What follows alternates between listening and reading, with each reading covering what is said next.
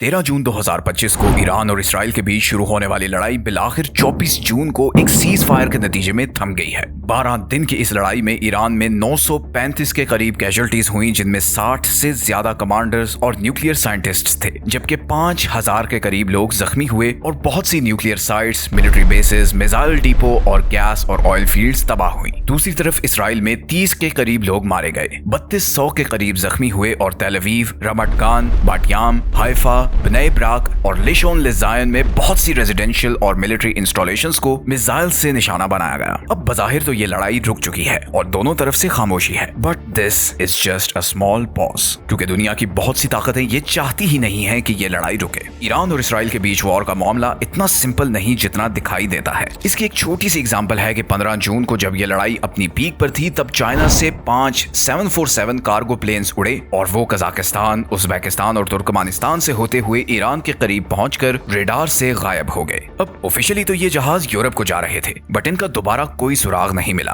और इतने heavy cargo planes का इस जंग की पीक में ईरान के करीब जाकर रेडार से गायब होना बहुत ही सस्पिशियस सी बात है, क्योंकि फिर इसके बाद ही ईरान ने इसराइल पर ऐसे मिसाइल से हमला करना शुरू किया जो इंटरसेप्ट नहीं हुए और बिल्कुल ठीक निशाने पर जाकर लगे। और फिर अमेरिका को भी इस कॉन्फ्लिक्ट में इन्वॉल्व होना पड़ा और उसने 22 जून को 7 B-2 स्टेल्थ बॉम्बर जेट से ईरान की फोर्डो, नतांज और इस्फहान की न्यूक्लियर साइट्स को निशाना बनाया और उसे सीज फायर पर आने के लिए मजबूर किया। At least this is what Donald Trump claims. Donald Trump ने शुरू में तो यही कहा था कि इन अटैक्स के बाद ईरान का न्यूक्लियर प्रोग्राम बिल्कुल खत्म हो चुका है, लेकिन बाद में यूएस इंटेलिजेंस ने रिपोर्ट पब्लिश की कि इस स्ट्राइक से सिर्फ ईरान का न्यूक्लियर प्रोग्राम कुछ महीने पीछे चला गया है और मुकम्मल खत्म नहीं हुआ। दूसरी तरफ ईरान रशिया से डील खत्म करके चाइना से 4.5 जनरेशन के J-10C फाइटर जेट्स खरीदने की तैयारी कर रहा है, which means कि Iran is panic buying at the moment। इसी तरह 2 जुलाई को ईरानी प्रेसिडेंट मसूद पेजेश्कियन ने एक लॉ साइन किया है जिसके अकॉर्डिंग ईरान की इंटरनेशनल एटॉमिक एनर्जी एजेंसी के साथ कोऑपरेशन खत्म कर दी गई है। सो ये पीस टेम्पररी है because Iran hasn't given up its nuclear ambitions and Israel still believes that Iran is a threat to its existence।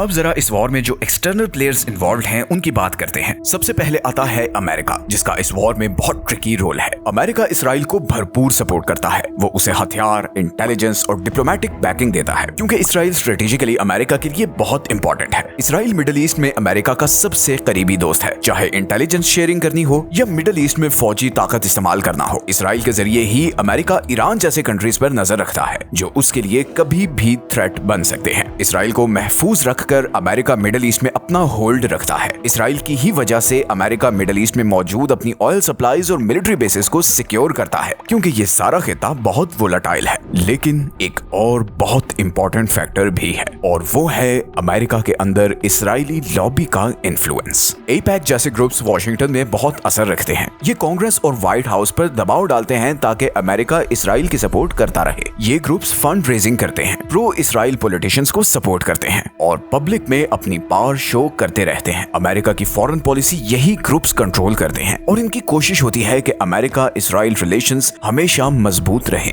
लेकिन अमेरिका का इसराइल को सपोर्ट करना उसके लिए बहुत से चैलेंजेस भी क्रिएट करता है। असल में अमेरिका किसी नई जंग में नहीं फंसना चाहता, क्योंकि इस वॉर पर बहुत पैसा खर्च होगा। इसीलिए अमेरिकन वॉर के खिलाफ होंगे और फिर ये वॉर उसे चाइना और रशिया जैसे इशू से डिस्ट्रैक्ट कर देगी। रीसेंट सर्वेस के मुताबिक अमेरिकन अब नहीं चाहते कि अमेरिका किसी और वॉर में फंसे, इसीलिए अमेरिका एक मुश्किल सिचुएशन में फंस चुका है। अगर ईरान और इसराइल के बीच जंग छिड़ती है तो फिर अमेरिका का फोकस रशिया और यूक्रेन और इवन चाइना से भी हट जाएगा। इस जंग की सूरत में उसके सारे रिसोर्सेस और फोकस फिर इधर मिडिल ईस्ट में होगा। इसीलिए अमेरिकन एडमिनिस्ट्रेशन अब यूरोपियन और अरब कंट्रीज से बातचीत कर रही है ताकि इस मामले को ठंडा किया जा सके। तो एक तरफ जहां अमेरिका इस कॉम्प्लिकेटेड सिचुएशन में है, वहां एक और ताकत खामोशी से अपना खेल खेल रही है और वो है चाइना। चीन ने अभी तक ऑफिशियली ईरान को कोई फौजी या हथियार नहीं दिया, लेकिन पर्दे के पीछे चीन बहुत कुछ कर रहा है। उसके 2 ऑब्जेक्टिव्स हैं। पहला है एनर्जी रिसोर्सेज को सिक्योर करना और दूसरा है अमेरिका को डिस्ट्रैक्ट रखना।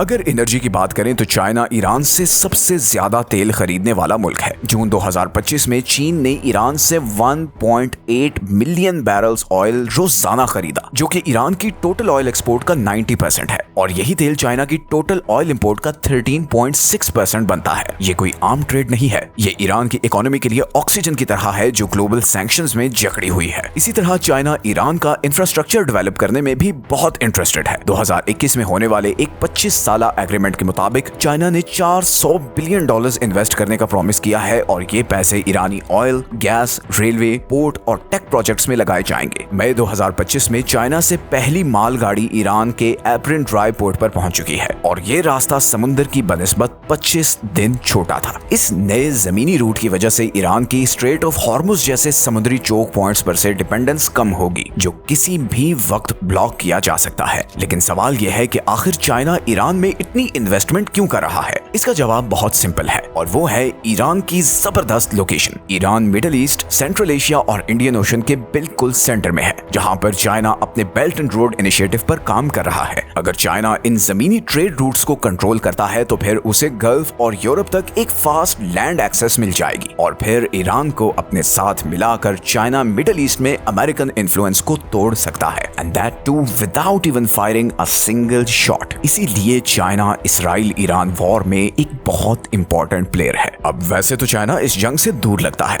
बट इस जंग का सबसे ज्यादा फायदा उसे होता दिखाई दे रहा है, क्योंकि अगर ये वॉर लंबी चलती है तो अमेरिका का सारा फोकस मिडिल ईस्ट पर होगा और नतीजतन उसकी इस पर कम तवज्जो होगी कि चाइना ताइवान या फिर साउथ चाइना सी में क्या कर रहा है, और इसी दौरान चाइना ईरान से और करीब हो जाएगा, जिसका मतलब है कि वो और सस्ते ऑयल डील्स, रेलवे डील्स और इंफ्रास्ट्रक्चर डील्स कर सकेगा। अब बात करते हैं रूस की, जो इस पूरी कहानी में एक और अहम खिलाड़ी है। रूस और ईरान पिछले कुछ अरसे में एक दूसरे के बहुत करीब आ चुके हैं। रूस ईरान को हथियार बनाने, टेक्नोलॉजी और इवन न्यूक्लियर एनर्जी प्रोजेक्ट्स में भी हेल्प करता है। रूस ईरान को सबसे ज्यादा हथियार सप्लाई करने वाला मुल्क है, बल्कि 1990s के एंड से मिड 2000s तक ईरान के 70% हथियार रशिया से ही आए हैं और इनमें टैंक्स, आर्टिलरी और एडवांस्ड एयर डिफेंस सिस्टम शामिल हैं। 2016 में रशिया ने ईरान को S-300 जैसा पावरफुल मिसाइल सिस्टम भी दिया और अब तो दोनों मुल्क ड्रोन्स पर भी काम कर रहे हैं। रूस ने यूक्रेन में यूज करने के लिए ईरान से 2000 से ज्यादा शाहिद 136 ड्रोन्स खरीदे हैं और बदले में रशिया ईरान की ड्रोन और मिसाइल टेक्नोलॉजी में मदद कर रहा है। इसी तरह न्यूक्लियर कोऑपरेशन भी चल रही है। रशिया ने बशर में मौजूद ईरान का न्यूक्लियर पावर प्लांट बनाने में बहुत मदद की है। 2025 के डेटा के मुताबिक 600 से ज्यादा रशियन एक्सपर्ट्स इस न्यूक्लियर प्लांट पर काम कर रहे हैं। इसी तरह रशिया और ईरान ने जनवरी 2025 में एक 20 ईयर स्ट्रेटेजिक एग्रीमेंट भी किया है। इस एग्रीमेंट में energy, infrastructure, military cooperation, cyber defence और इंटेलिजेंस शेयरिंग शामिल है। तो एक तरफ जहां वेस्टर्न पावर्स ईरान को अकेला करने की कोशिश कर रही हैं, वहीं रशिया इसके बिल्कुल ऑपोजिट कर रहा है। लेकिन फिर रशिया क्यों चाहता है कि ईरान और इसराइल की ये वॉर कभी ना रुके? इसका जवाब अगेन बड़ा सिंपल है कि जस्ट लाइक चाइना, रशिया का बहुत फायदा है कि अमेरिका इस वॉर में डिस्ट्रैक्टेड रहे। असल में रूस ईस्टर्न यूरोप, यूक्रेन और बाकी जगहों पर अपना असर बढ़ाना चाहता है। अगर अमेरिका का ध्यान मिडिल ईस्ट पर होगा तो वो रशिया के इन इरादों पर फोकस नहीं कर सकेगा। But this is where things get very interesting. Russia के इसराइल के साथ भी बहुत अच्छे रिलेशंस हैं और वो इसराइल को भी टेक्नोलॉजी और हथियार बेचता है। 2021 में रशिया ने $1.7 बिलियन